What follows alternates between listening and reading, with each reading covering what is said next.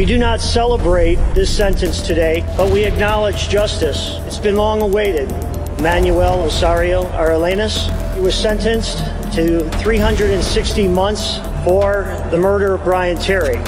In this particular case, with this particular defendant, we believe 30 years in prison is the appropriate sentence. Manuel is 37 years old. This is basically life in prison for him. We were somewhat surprised that his only response to the judge was, "I'm a victim as well." And I admire Judge Berry and his comments.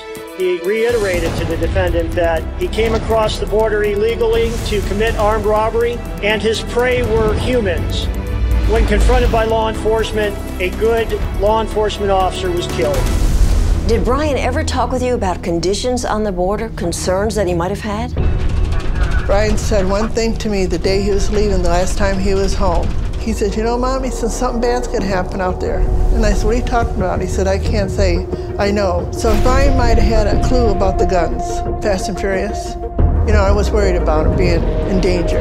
But Brian used to always tell me, "Mom, this is what I want to do. I just want to make a difference." He says, "If I die, I die." He said, "At least I'm dying protecting my country." I'm fed up. I'm tired of the lies. I'm tired of the pacifiers. I'm tired of Obama putting the pacifiers in our mouth. And I'm tired of the DOJ. I'm tired of the Eric Holder. I'm just done. I don't care whose toes I got to step on. I'm not being quiet anymore. We've been patient enough. Brian was a brotherhood of Eric Holders. To let our brotherhood die like that and not get answers for him, it saddens me even more. I don't know how someone can consciously live with themselves knowing this isn't going to go away. These were thousands of guns that our government let walk through to Mexico. And they're going to be out destroying more families' lives because of people dying. Someone has to be held accountable. Somebody knows something. We've seen an endless parade of distractions, political posturing, and phony scandals. This needs to stop. This needs to stop. You get so furious inside, you just can't explain it anymore. But they don't seem to care.